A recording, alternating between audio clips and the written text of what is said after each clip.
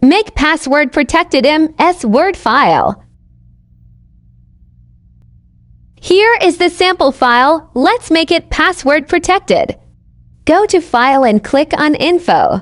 Then you will see Protect Document option. Click on it and select Encrypt with Password. Give a password, next save it to a new folder or where you want to save on PC. Name the file to save it.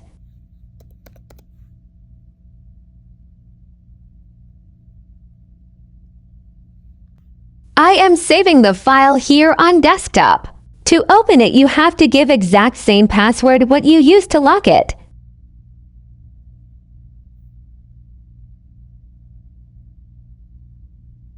If you plan to send the locked file to someone, please don't forget to give the password.